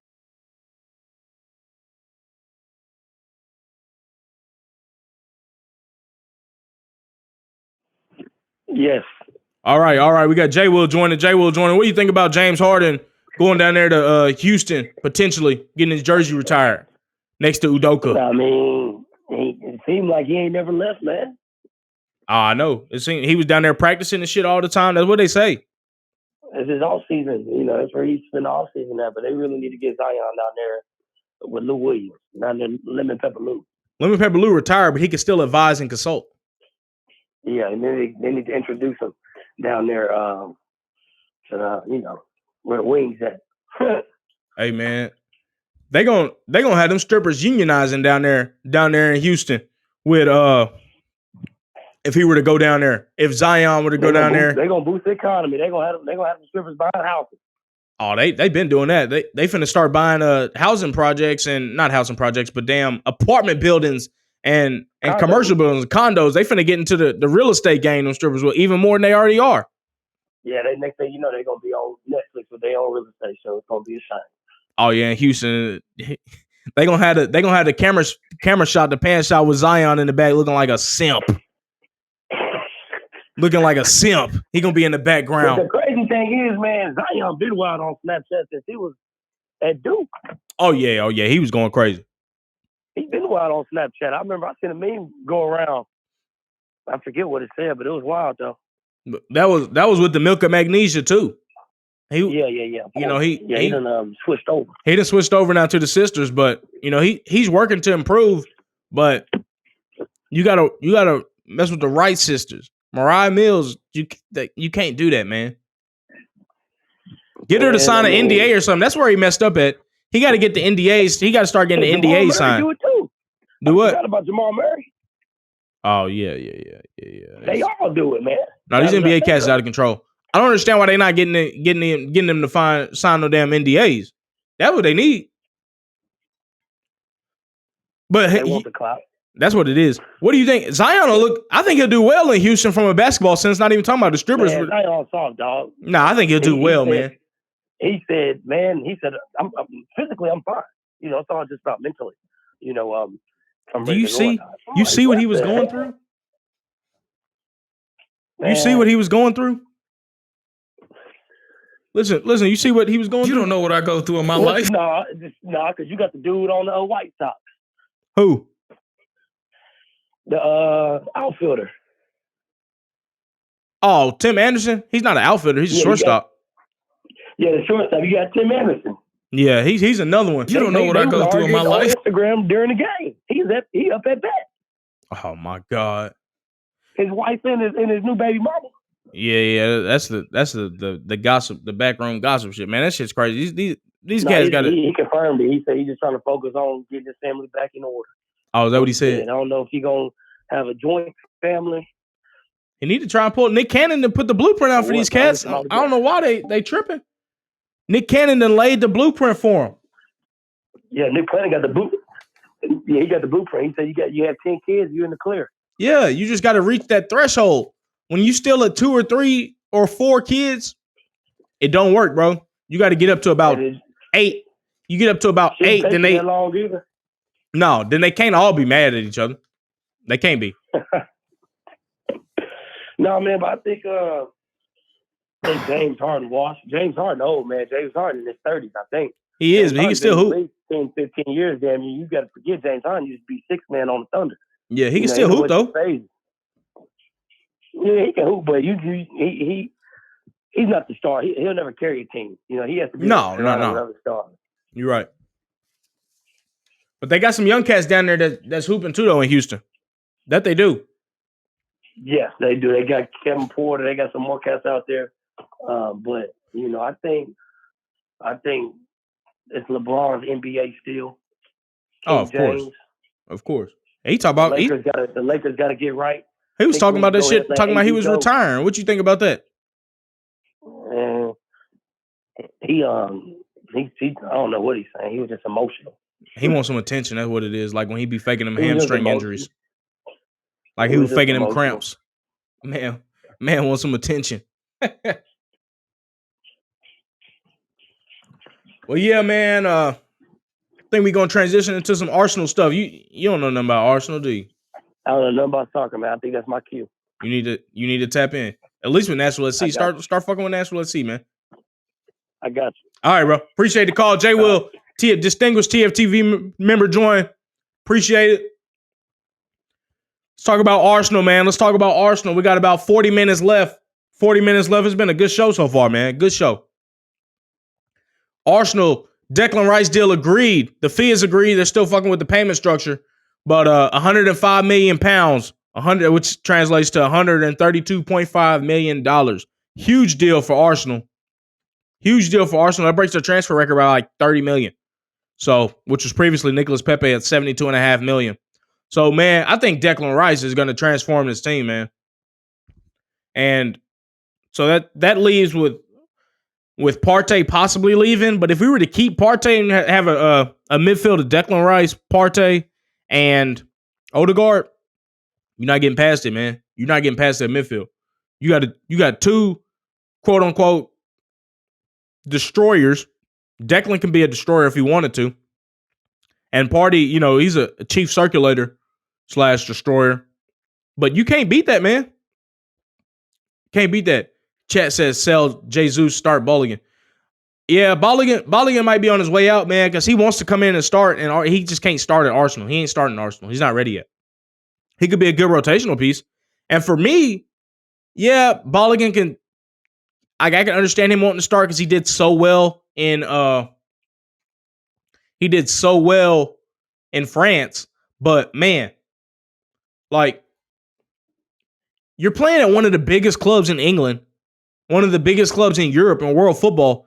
Stay for a year and play in the cup games. Arsenal's going to be competing on 4 fronts: Champions League, Carabao, FA Cup, and in the Premier League. There's plenty of minutes there for Bolligan. I would like to see Nketiah sold if we keep Bolligan. Maybe get 20 million for Nketiah, or maybe 25 or 30. I don't think we'll get 30, but I'd be satisfied with 20 or 25 with a buyback. But Bolligan stays, sort of performs in that backup role, coming off the bench for the last 15 minutes to provide a little change of pace in the Premier League and Champions League games, and plays all the Carabao Cup and FA Cup minutes. That's plenty of minutes for Bolligan there. And he's playing in a much better setup than he would be in France or anywhere else. I mean, that Arsenal attacking system can make a striker look good. And that's what Bolligan needs. That'll give him the confidence, and it'll allow him to build on what could be a run at a starting position next year, to make it to where force Arsenal's hand to where they won't have to buy a striker next year like they think they will. I mean, next year they're penciling it in for the summer that they buy a striker. Stay with Arsenal, Bolligan, and perform this year in your minutes that you'll get. You'll get FA Cup minutes, you'll get Carabao Cup minutes, and you'll get the end of Champions League and Premier League games, the last 10 minutes of that. Make your presence known in that, Bolligan, and extend the contract. Because that's where Arsenal are at with it. I don't think if he doesn't extend the contract, I think they're ready to sell him. Of course, it will be a buyback, but I mean, I think he should stick around and fight for his spot at Arsenal. It's not going to be a starting spot this year, of course, but you can build into that and potentially start next year. He has the talent to. He's one of the most talented players. He is the most talented American player to have, Captain America, Forlorn Bolligan. Timber deal. Jurrien Timber from Ajax to Arsenal. Deal agreed. That's according to Ajax journalist. Starts with a V. Verge. I can't say his name's Dutch. I can't say that shit. But he's a prominent writer and really well connected to Ajax. But he says the Jurrien Timber deal is agreed between Ajax and Arsenal. 43.5 million pounds, which translates to $55 million and that's a discount for a player of Jurrien Timber's talent and technique ability. The guy is, to me, a better version of Ben White. He might be not as defensively sound, and of course he's not as tall as Ben White. Ben White's probably like 6'2", and Timber's only about 5'11", 5'10". But technically and going forward, and helping in the buildup, Timber is that guy. He's that guy. Coming up through the Ajax Academy, they play and they train since he was a kid. He's been training in that Johan Cruyff type of football, of possession-based, building from the back. The defenders playing with the ball, progressive passes. He's been doing that his whole life. He's been molded for this role, this inverted fullback role for Arteta. His whole life he has. And I think he's going to succeed a lot. I don't think he'll come in and start initially. He might. He very well could. We got Tomiyasu and Ben White in that right back role. But he's going to be starting midway through the season. He's going to be the premier guy at right back. That'll allow us to have some depth at center back with Rob Holden, who's potentially going to Celtic, they say. Some rumors of him leaving. Need him to go to Nashville SC. But potential of Timber slotting in at right back. It will be Saliba at center back, Gabriel at left back, and then Tierney or Zinchenko at left back with Declan at the 6. All right, so the Havertz deal has been made official by Arsenal, £65 million. I think that's around $80 million or close to it. That deal has been confirmed from Chelsea to Arsenal. That's going to be a very intriguing sign. That's one of the signings that I'm most excited about, even more so than the Declan deal. I mean, I'm excited for the Timber deal, but this Havertz deal is really, really making me excited to see what Arteta has cooking for him, man. So on the Arsenal site, they have him listed as a midfielder. In previous shows, I've said that he would come in and play as a striker or up front.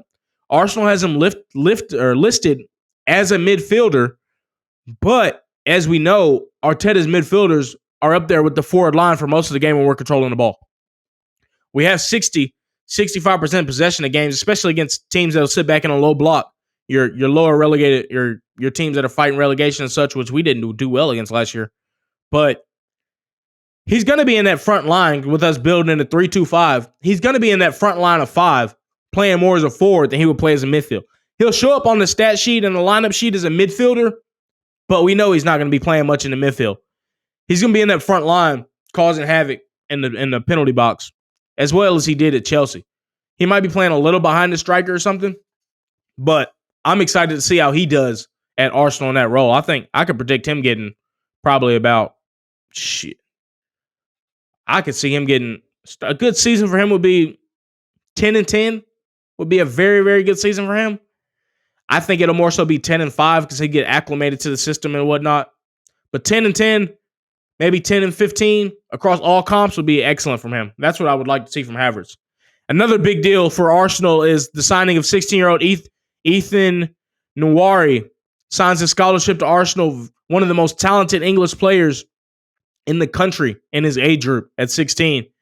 He was the youngest player this past year. He was the youngest player to ever appear in a Premier League game at 15 and some change. 15 and a couple hundred days. Youngest player ever to appear in a Premier League match. And Arsenal were able to snatch him up and sign him on his scholarship deal amongst interest from other big clubs like your Manchester Cities, your Chelseas, and I want to say Liverpool was in on him too, and some teams abroad. But that is a huge deal for Arsenal to be able to retain some of their key talent, sign on a scholarship deal, because he's one of the most promising prospects that they have in their youth academy. And they were able to sign him to keep him. So he might be able to get some minutes this year in some Carabao Cup games. He might. We'll see. I think he's ready for it. He's a really talented player. He can play across. He's played across the front line in some of the youth games, but he mainly plays right behind a striker as a 10 and somewhat of an 8. So he might get some minutes, not many, but just being able to get him to sign him to a long-term deal, Arsenal has done a really great job to do that. And that brings me to my next point of Edu and Arteta getting all this business done with transfers-wise. Notoriously, Arsenal would come in and not do their business until the last month of the window in August, or try and sell all their players first and then be able to buy. They did the opposite this window, and it's proven. It really will probably prove to show. I think Arsenal win the Premier League. They'll at least get a trophy this year. But coming in and doing your business up front, getting these players bought up front, have them acclimated, and have them in by the beginning of training camp, what they call training camp, the preseason. That's going to be major for them. And I think that it'll prove dividends getting off to a hot start like we did last season and being able to maintain that if we're able to maintain this level of depth that we've accumulated this window. So, of course, we're going to have some outgoings. You got Balligan, Captain America. I think he'll be leaving. I'd like to see him stay, but if he were to leave, then that means Nketiah will be staying. But I'd like to see us move on from Nketiah, put in a buyback with him, of course, and keep Balligan for those FA Cup and Carabao Cup minutes. Holding going to Celtic is what I've touched on. These are all rumors at this moment. Partey going to Saudi or Juve. Xhaka to Leverkusen, that's all but confirmed. I think it's for about £15 million or £12 million, something like that. Around $20 million that we'll be getting. The Tierney links away to Newcastle and such has gone cold, especially with Newcastle being linked with Livramento from Southampton. So I would like to see Tierney stay. I think we have a place for him. There's plenty of minutes for him. And I'd like, with the addition of Timber, being able to invert on the right-hand side instead of the left side, I think that would be really good for Tierney to be able to push forward and get some minutes at left back. Lukonga, Burnley is the only links I've seen so far. And we'd like to, I think that'll end up being a loan with the option to buy potentially, wherever he goes. And then Nuno Tavares to West Ham for, like they said, around $8 million. Should cash in on Tavares. I mean, he's a talented player, but I don't think it'll work out for him on this level. So Mason Mount to United's official. It's a good signing for United. I think Mount's a good player, but we'll see how it goes in United for them. They'll have Mount, Bruno, and Casemiro on that midfield. That's a little attacking heavy, but it ain't no more attacking heavy than Arsenal. But the difference is Arsenal's going to control games a lot more than United will going into the season. So that could be problematic for them. Tim Weah to Juve. He arrived in Turin a couple of days ago and conducted his medical, made that move official. Another big move for a U.S. men's national team player. And I think he'll do really well at Juve. He's really versatile at Lille. I've seen a stat where he played all over. He played right back, left back, all across the midfield, and all across the attacking midfield.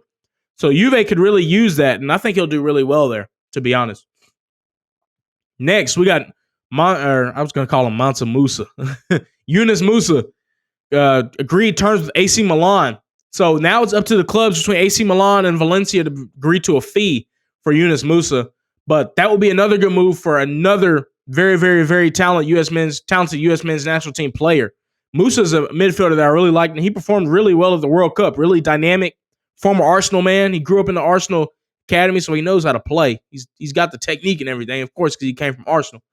But we touched on, and just as the chat is saying, we've touched on Pulisic being linked to Milan. He's not going to play if he goes there.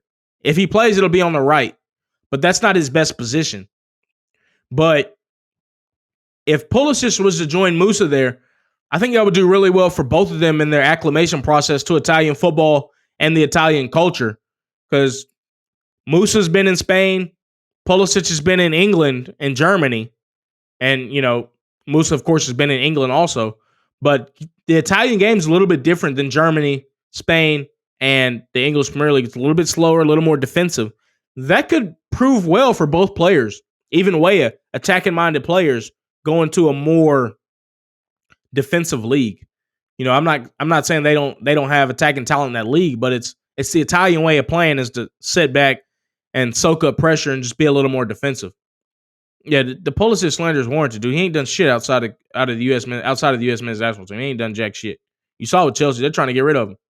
They wasted so much money on him. The real Captain America is Florian Balligan, as I said. But I think it wouldn't be too bad of a deal for Pulisic to go to Milan. He won't start. Are you saying, Chad, are y'all saying Pulisic will start at Milan? He's not starting on the left, at left wing, and he's not playing striker. He's not. He's not starting over Rafa Leao, and he's not gonna. They don't play with a more smaller diminutive striker up in Milan. They've had Ibrahimovic there. They've got Giroud there. He just signed an extension, so Giroud is going to be starting for them more than likely. Chat says Kai Havertz gets a pass because he was played out of position at Chelsea, but not Pulisic. Kai Havertz has talent, man. He was one of the biggest talents coming out of Germany. It's a different level of talent pool between Germany and America, with all due respect to American soccer. But Kai Havertz was considered a wonder kid, and Pulisic was too, to a certain extent. Havertz scored goals for Chelsea. He didn't score that many in the past season, but he produced for Chelsea. Pulisic did not. Havertz scored the game-winning goal in the Champions League to win the Champions League for Chelsea. Pulisic did not. I don't think Pulisic wasn't even on the pitch.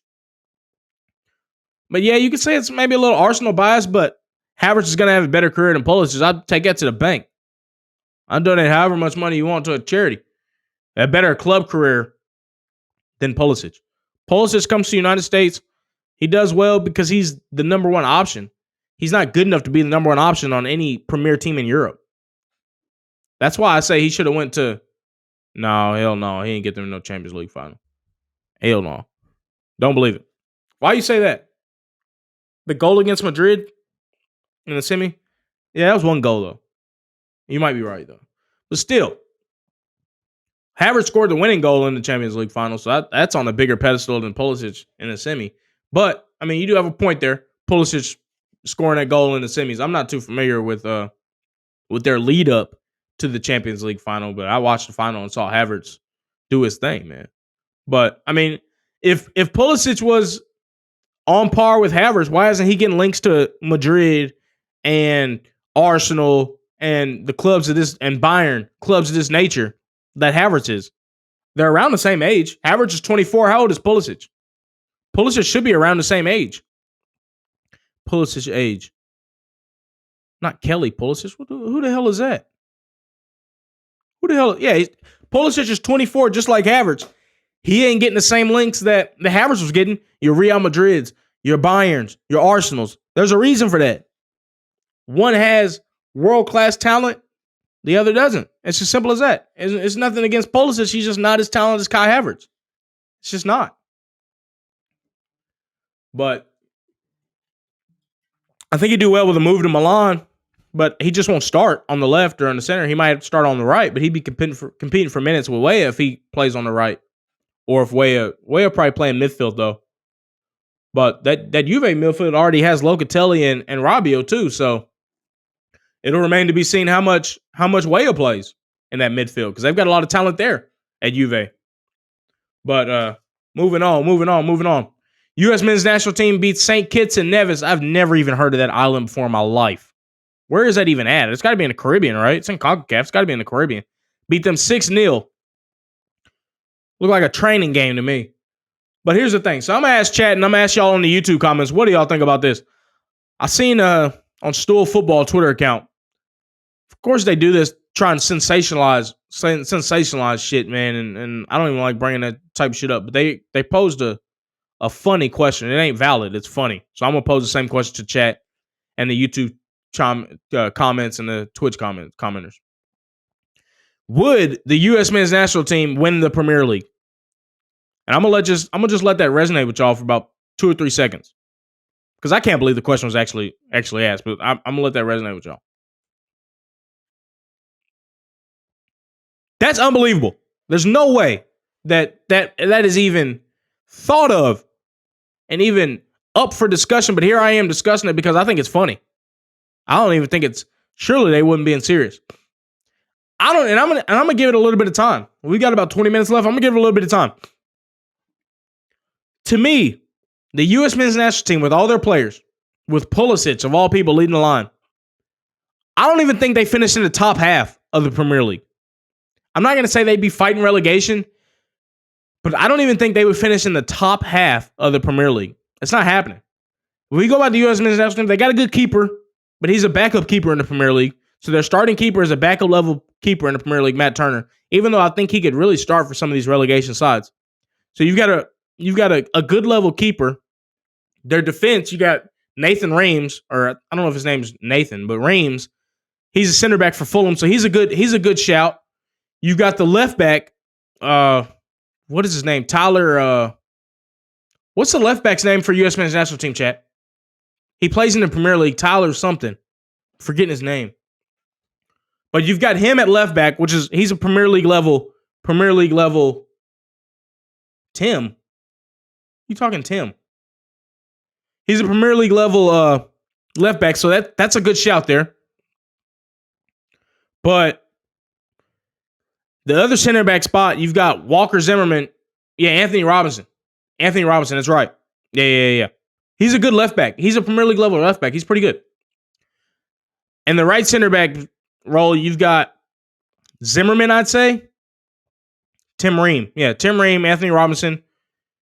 Zimmerman, I'd say, for the center back role. I don't know who else.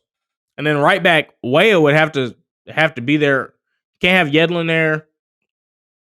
I would think Weah would have to be at that right back role. And then in midfield, you would have Weston McKennie, who got relegated. He wasn't performing well in the Premier League for Leeds. And you've got he's a really good midfielder too. I forget his name. Leeds U.S. men's national team players. I forget this guy, Tyler Adams. That will be a really good 6 to have in the Premier League. So I mean, you'd have one of the better 6s in the Premier League, but your midfield will be Tyler Adams, Weston McKennie, and Pepe Reina, maybe. Dest would be right back. Yeah, Dest would be right back. He'd be decent, but he gets skinned in the Premier League, man. So we're looking at starting from goalkeeper. We've got Turner at goalkeeper. Anthony Robinson at left back. Tim Ream. God damn. Tim Ream at left center back. We pencil in Zimmerman at the right center back. Serginho Dest at right back. And then Tyler Adams as the 6, which would be pretty decent. Weston McKennie as the 8. And let's just say we go with the midfield 3. So Weston McKennie at the 8, Tyler Adams at the 8, and Pepe at the other 8, which I would say, or Reina at the 8. One of the two, probably Reina. Reina would be at the 8. So at the front line, you would have Pulisic, Balogun, and on the right, who will be on the right, chat, for the U.S. men's national team? You got Pulisic, Balogun playing as striker, and Weah probably be on the right, to be honest. That team is not finishing in the top half of the Premier League. It's not beating the teams like Brighton. It's not beating even Fulham. Well, Fulham has Anthony Robinson and Ream, so it'd be hard to say with that, but this is all theoretical. They're not beating, Weah would be at right wing. They're not beating Fulham. They're not beating Chelsea. They're not beating United. They're not beating City. They're not beating Arsenal. They're not finishing above Newcastle. That's 5 right there. They're not finishing above Brighton. That's 6. They're not finishing above who else? Fulham is 7. They're not finishing above Fulham. They're not finishing above Tottenham. They might finish above Tottenham. They're not finishing above Liverpool. Good chat. Or good shout, chat. That's 9. And who else are they not going to finish over? Aston Villa. They're not finishing above Aston Villa at 10. And that's 10 teams right there off the top of my head that they're not going to finish over. The U.S. men's national team wouldn't in the Premier League, let alone win the Premier League. That is completely out the question. So that's 10 right there. And I'm going to find 3 more teams that they won't finish over. It's just not happening. Let me see. Of course, Arsenal not. Brentford, they're not finishing over. I think Brentford would be a good shout for them, though. I don't think they finish over them either, though, to be honest. Let me see. Bournemouth, no. I think they'll finish above Bournemouth. West Ham will give them a good run for their money, even though it depends on how they recruit. Tottenham, they'll be in there with your Crystal Palaces and your Bournemouths and shit like that. They'll be mid-table or, the bottom half towards top half of the bottom table. So they'd be around your 11th to 13th out of 20. I'm not going to say they'd be fighting relegation because I just don't believe that. But they won't be in the top 10 of the league. That's not happening. I just named 10 or 11 teams off the top of my head that they're not finishing above. So that was something. I mean, I understand why they did that, but y'all let me know in the comments. Y'all let me know in the chat what y'all think. Where y'all think the U.S. men's national team would finish if they were putting a Premier League team with their current team? Where do y'all think they would finish in the table? They damn sure wouldn't win. But, I mean, if you think they'll win, put it there to win. Make sure y'all subscribe to us on YouTube and Twitch. That's the best way to support us. Follow us on all the socials at TFTV Sports and on Instagram at TFTV.sports. We're going to wrap this bad boy up. We're going to finish up with some Nashville SC talk. No way they finish top 10, man. No shot. No shot. They don't finish over any of those teams I mentioned. Liverpool, Chelsea, Even though I don't think Chelsea's going to be that damn good this year. Tottenham, City, United, Newcastle, Arsenal. That's 7 right there. Brighton is 8. They're not finishing above Brighton. And I don't even think they would finish above a team like Crystal Palace, to be honest. I mean, Crystal Palace is a good team. I just don't see it. Fulham, I don't see them finishing over Fulham. I just don't see it happening, man. Nashville SC. Let's talk Nashville SC. They're facing DC United at Geodis on Saturday at 7:30. Tottenham is ass. They're shit. What do we think of Tottenham? Shit. But Nashville SC facing DC United at Geodis on Saturday at 7:30. It's going to be a big match for Nashville to get back on track. They're considered favorites, I'd say. At least for me, I think they should take care of DC United. Their biggest problem in the last couple games is that the heavy fixture run-up they've had. I mean, you could tell they just look like they've had tired legs out there, and then they've had a man. I'll have to join you, dude. Let me know at the go to Geodis Saturday. But they just look like they've had tired legs over the past couple weeks and the past couple games, and it's understandable. The fixtures have piled up. We've had the international break come in smack dab in the middle of the season. It's going to be tough, but this week off that they've had since their last match against, I want to say, they faced Columbus. This is going to do big for them and be big for them in their rest and lead up to the match, because they're going to have time to get back on the training ground. Hopefully, they're practicing and getting back to the diamond, the 4-4-2 diamond that's worked so well for them over the past 2-3 months. But I think that they needed the rest, and they've got to get acclimated and get back healthy, because Shaq Moore wasn't ready to start against Columbus. He only played 30 minutes. Mukhtar looked a shadow of himself because he just had a lot of miles on his legs. And this week off should do them very well.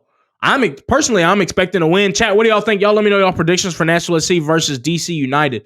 I'm predicting a 2-0 win for Nashville. I think they'll take care of DC United and get back on the right track, because they need a win. They've lost 2. I think they've lost 2 out of their last 3, and they might have had a draw in that third game, if I'm not mistaken. But they're not on a good bit of form. But I attribute that to the international break and them just being tired, not having the amount of depth that they should have to be able to compete when the fixtures start piling up like this. So we got chat saying 3-0 win Nashville. Yeah, I wanted to go 3, but I didn't know if they had 3 goals in them, to be honest. I think it'll be a nice 2-0 win. Haney might get 2 goals. Heine might get 2 goals. If he wins 3-0, y'all got him get Heine getting a hat trick or something. I can see it. It's possible. But for me, man, I think Nashville SC, they've got to get back on track with this game. Let's look at their schedule afterwards. But DC United is a great opportunity to get back on track. Hat trick Haney. Yeah, I could see it, dude. I could see it. So after DC United on Saturday, they play next Saturday against Chicago. And then they have a midweek game against Philly. After that. And then on July 15th, which is a Saturday, they face Cincinnati, which would be a very, very good game for the East. And the League Cup coming up. That's going to be exciting. But that's going to also stress the lack of depth that's on this Nashville SC roster. I mean, they've got to get better. They've got to make some improvements in that respect, because anytime these fixtures start piling up midweek, League Cup coming up, it's going to show, and it's going to spill over to the league. And you just can't have that. You should be able to rotate, at least to a certain degree, to where there's not so much of a drop-off. And I agree. We talked about this last week. They need to find a striker. Pookie went to Minnesota, if I'm not mistaken. I think it only cost them, I want to say $8 million to get Pookie, or maybe it was on a free. But Pookie went to Minnesota United, I want to say. Let me verify that. Yeah, he went to Minnesota United on a deal. I'm going to get the figures. He signed a DP contract, club option through December 2025. Well, how much did they sign him for? They're not saying how much they signed him for, but I think it's a decent deal. I mean, he's 33. He would have been a good shot, a good stopgap for Nashville. But for me, What I want in a striker for Nashville is a younger target man type striker to play off of Heine. That Heine can play off of and other guys can play off of. And you could boot it forward and him to be able to bring the ball down, control the ball, and just spread it around.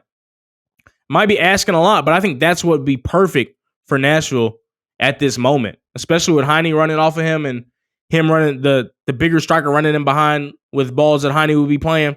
I think that's what Nashville could use, and that's what they need. But it remains to be seen. Pookie would have been a good stopgap, but once again, he's 33 years old and he's past it. And I don't think he has any legs left in him. But nonetheless, I think it'll be a decent pickup for Minnesota United. And, maybe he'll bang in goals, maybe he won't. But he's signing on a designated player contract with them through December of 2025. So, good on Pookie getting a 2-year deal or a 1.5-year deal. Because he'll be retiring when he's around, I assume he's retiring after MLS. He'd be around 35 when he's done. So that ain't necessarily too bad.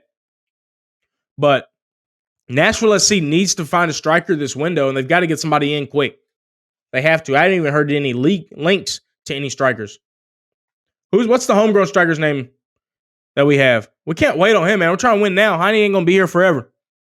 Unless they call him up and he's ready now, but I doubt that. What's his name? Nashville SC has a homegrown striker. I mean, yeah, that's cool, but if he's not ready now, they need somebody in that'll help them this season and the next season. Not 2 years from now, 3 years from now. Who knows if Heine will be here by then? I doubt it. But, I mean, come on now. Adam Salick. I'll have to look into him. Is he really, what's his profile look like? How tall is he and shit? Let me look at this. That's probably not going to be easy to find, to be honest. But that's the perks of, I type in Adam Silic and I got a LinkedIn profile for a salesperson. Come on now. Oh my God. How you say his name? Salad?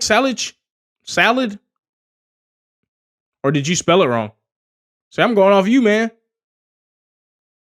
Adam Salic transfer market. I'm not good on those Eastern European names. That shit don't vibe with me. I'd have to see. Nonetheless, though, if he's not ready to come in, produce and lead the line in this next year or two, they need to have somebody to come in. In that case, if they really believe Sipic, okay, Adam Sipic, if they really believe in him that he could be a striker for the future, then in that case, that's when you would bring in a stopgap, a guy like Pookie or something like that, to come in and just steady the ship for a couple years, but give you some goals. Right now, they don't have any goals up front aside from Heine, somebody that are really banging some goals, and they need that. Yeah. But that if you have a project like that waiting in the wings in your youth academy, that's when you bring in a stopgap. If finances are an issue, which I don't foresee that being an issue for Nashville, they can splurge a little bit. But in that case, that's when you would bring in either a stopgap, or you could even bring in a guy that's like 28 and let him play for 3 years and let Sipic come up and learn from under him. There's value in that also. You're not just buying these guys just to get the value on the field, but you also get value on the training ground when Sipic is learning from him, learning shoulder turns, just learning the intricacies of being a striker, playing with your back to goal and whatnot. That's invaluable too. So that's why it's really important for Nashville to see if they can get a striker in this window, somebody that'll help them immediately. Because he'll help immediately, and then he'll also help in the long term with his mentoring of Sipic. That's really important. So it remains to be seen. But Nashville SC has DC United coming up 7:30 on Saturday at Geodis. Should be a very good match, and I'm predicting a 2-0 win for Nashville SC. Y'all let me know in the comments on YouTube and Twitch what y'all think the score will be for Nashville SC versus DC United. And we're going to wrap this son of a gun up. We're going to wrap it up. What Zion should have did, hell. Look at him now. I don't think that's really happening with the Zion and Mariah. I think she's capping there, but if he ain't do that, that's a problem, boy. That is a problem. Let's get some tunes going. This is what Zion said too. You don't know what I go through in my life. That's what he's going through right now. Let's listen to him. The Sports Section Morning Show. All right. Appreciate y'all for a good show, man. Appreciate y'all for a good show. We'll be back on Monday. Monday, 6 a.m. You don't know what I go through in my life. Monday. We're gonna play some country music, some country tunes. Good way to end it. Good way to end it. Oh, you got me stressing, counting on my blessings. God, come get me. Good way to end it. Every day I wake up wishing. Make sure y'all follow us on Twitch. Subscribe to us on Twitch. Subscribe to us on YouTube at TFTV Sports. That's the best way to support us. We appreciate all the support, all the viewers, all the commenters coming in today, all the people that listen on Spotify and Apple Music. We appreciate y'all.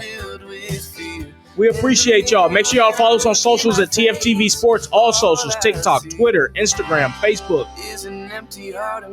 Instagram, TFTV.sports. I'll let this ride. Let's go.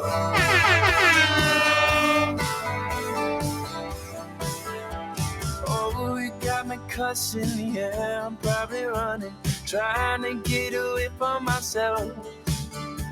I need a vacation, maybe medication. Do you think I need professional help? I couldn't wait to move, I had so much to prove. It's all I could do to get away. But now that I'm here, I'm filled with fear. In the mirror when I look at my face, all I see is an empty heart and broken dream.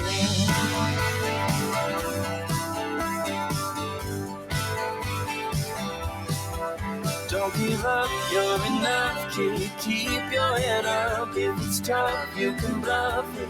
You'll figure it out. Got a bug, give me love, so I mess myself up with the drugs and the lover who isn't enough for me. Is it ever enough for me? I couldn't wait to move, I had so much to prove. That's all I could do to get away. Dirty Heads. We don't have the copyright for that, man. I wish we did. I might hit him up, see if I can get that copyright, man. Appreciate the comment, the pun. Make sure you join us on Monday, 6 a.m., buddy. The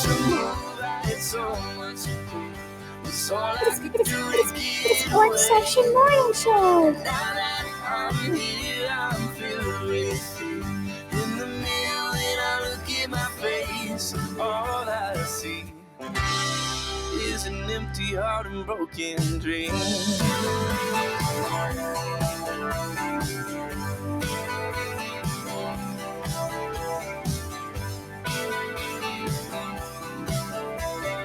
Give us a subscription on YouTube, man. We appreciate the subscription if you subscribe.